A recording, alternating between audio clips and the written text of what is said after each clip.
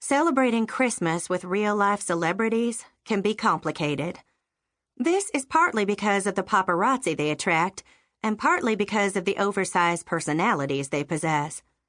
No matter how many times we look at their photos splashed across a tabloid cover and tell ourselves that famous people put their pants on one leg at a time just like we do, the truth is, they probably don't. My name is Kyra Singer, and I know this because I became famous, make that notorious, for falling in love with a movie star named Daniel Duranian while I was working on my first feature film, believing him when he said he loved me, and giving birth to his child. And because my mother, Madeline, is dating a rock star. Yes, my mother, who I'm pretty sure is one of a very small subset of 52-year-old grandmothers who can claim this distinction. More on this later. It's only a matter of days until Christmas, and I'm standing in front of Bella Flora, the seriously cool 1920s Mediterranean revival-style home perched on the southernmost tip of Pasagrille, a historic fishing village on the west coast of Florida.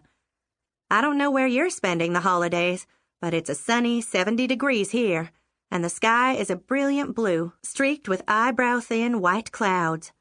The streetlights are garland-wrapped, with great big red bows tied at the top.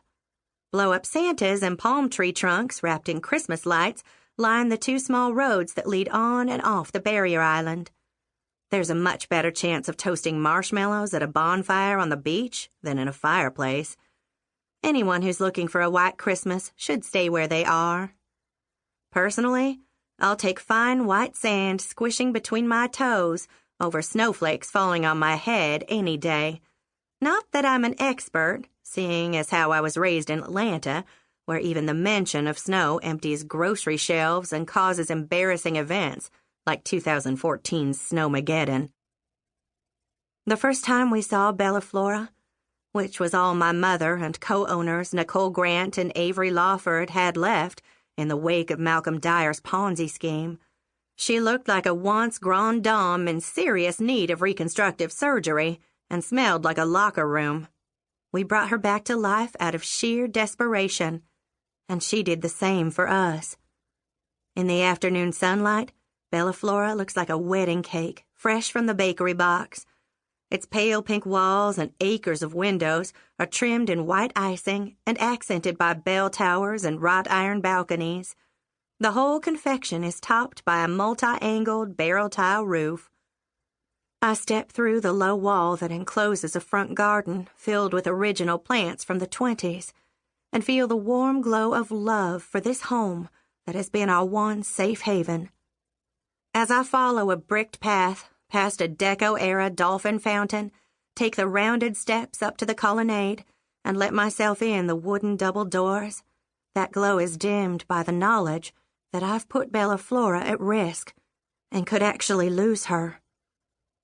In the foyer, I pause as the house wraps its arms around me in welcome. Then I follow the sound of my 4-year-old son's laughter down the central hallway, past the formal living and dining rooms and the Cosba Lounge, which is an ode to Spanish tile, leaded glass, and Moroccan leather, and into the kitchen, where he and my mother are making Christmas cookies. Dustin's standing on a chair next to her, just like my younger brother Andrew and I used to, pressing holiday-shaped cookie cutters into the dough, then transferring them onto the cookie sheet.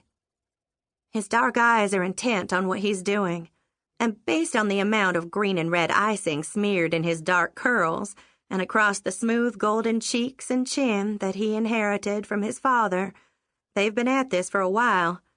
He looks up at me through long, dark lashes that any woman would covet and flashes his sunniest smile, also an exact duplicate of his dad's. Except Dustin's is not calculated, while his father can flash it and pretty much any other emotion on cue. Sometimes I have to remind myself just what Daniel Duranian does for a living, and how very good he is at it. Because of my all-too-public pregnancy, and the fact that I gave birth to Daniel's only biological son at the ripe old age of 27, I've had way more than my 15 minutes of fame. Dustin has had a whole life full. What began as me signing papers promising to keep Dustin's paternity secret, a feat that proved impossible, has evolved into Daniel's open involvement in Dustin's life, his insistence that Dustin bear his last name, and his more recent demand that Dustin play his son in his upcoming directorial debut. I'm glad that Daniel has a relationship with his son, and extremely grateful to him for buying Bella Flora for Dustin and me when we were forced to sell it. I'm less happy with the idea of Dustin portraying Daniel and his real-life movie star wife, Tanya Kay's son, and there's no more time for hedging. I have to commit or refuse by New Year's Day.